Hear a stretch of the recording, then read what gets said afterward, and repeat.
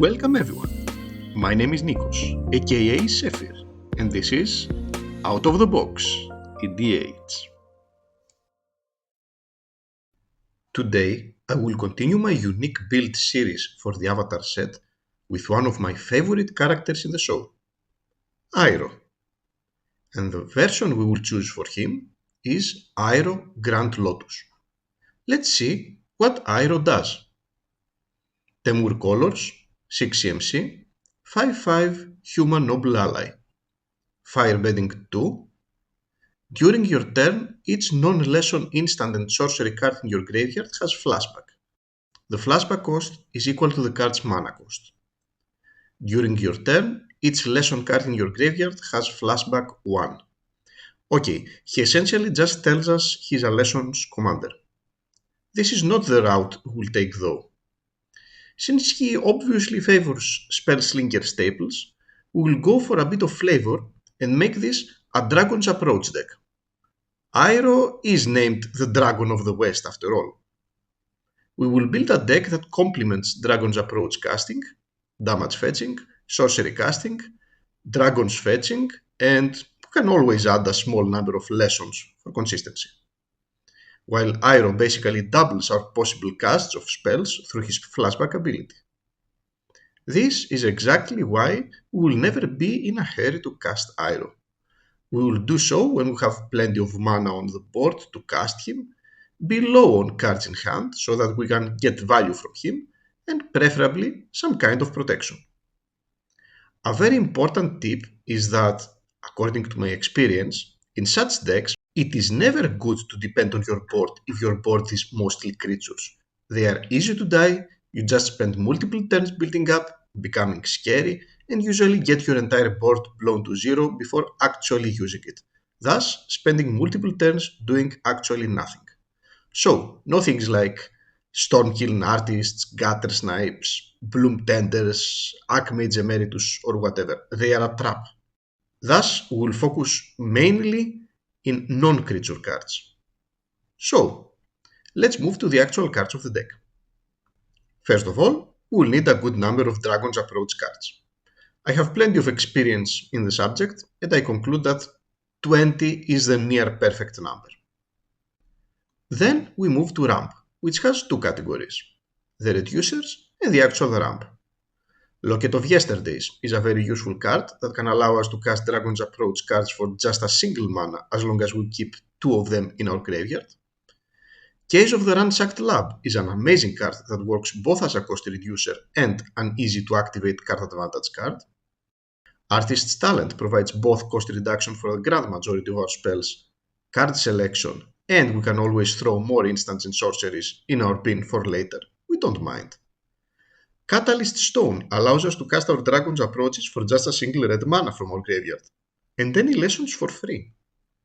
Finally, our exception in the list, aka an actual creature that is a reducer, will be Goblin Anarchomancer. For the actual ramp, we have green, so we'll start with the usual Sacred 5 of the green 2 CMC ramp, aka Rampant Growth, Farseek, 3 Visits, Nature's Lore, and Sakura Tribe Elder. Of course, the Sacred 5 has now become Sacred 6 with the printing of Shared Roots, which is also a lesson and has to get into every single list of mine that also uses the before mentioned ramp. Finally, both Cycle of Renewal and Elemental Teachings are also lessons, and the fact that they are castable for 1 mana from our graveyard also grants them a spot in our list. We need Iroh protected when he hits play, and we have many cards dedicated to that role. Obviously we have blue, so we have counterspells like An Offer You Can't Refuse, Swan Song, and Arcane Denial. Other than that, Sylvan Safekeeper is probably the best card in what he does. Heroic Intervention adds protection for our entire board. Origin of Metal Bending has double duty as a protection spell or artifact and enchantment removal. Sink into Stupor is a neat spell to have either as a land or protection or even some kind of removal. And finally, Redirect Lightning is a must include and not only for flavor reasons, while Deflecting Shot can also offer to Iroh Premier Protection at 0 mana cost. We won't use our Dragon's Approaches just for damage, Sometimes we will use them to fetch actual dragons, and what dragon we would want to bring differs depending on what we want. Niv Mizzet Visionary offers incredible card advantage. A single dragon's approach gives us 9 cards in a 4-player game. Hammerhead Tyrant can remove annoying threats for our game plan. Twin Flame Tyrant and Caldera Pyrmo can push our damage even more. Cavern Horde Dragon and Clouth can create extra mana, while finally, Stormscale Scion can create a massive board presence. Apart from our dragon's approach and the before mentioned dragons, we have even more ways to push our damage forward. Rite of the Dragon Caller can create a dragon army pretty fast.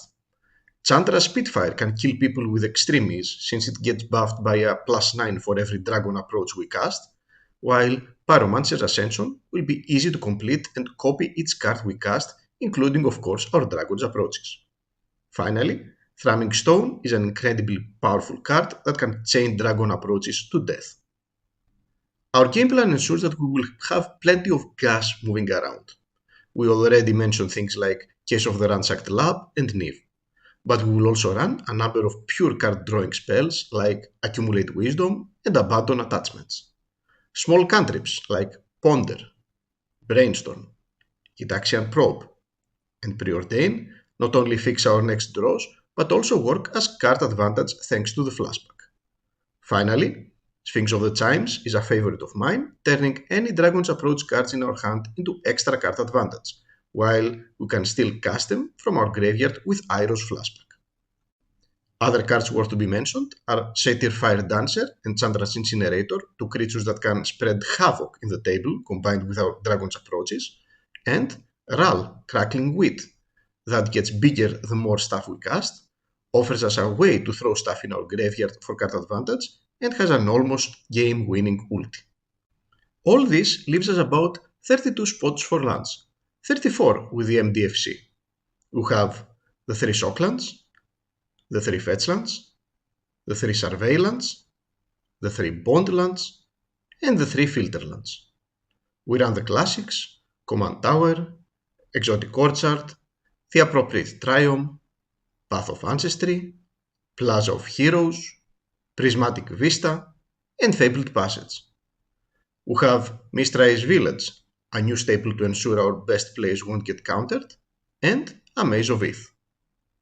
All this leaves us about 11 spots for basics, giving priority to the forests and the mountains, due to the deck's ramp package and general mana needs.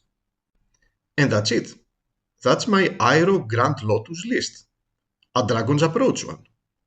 I will put the deck list in the description below, and if you like what you see, come and join my Discord community for free, where all my personal and public lists are uploaded. See you around! Thanks for watching, and see you in the next video.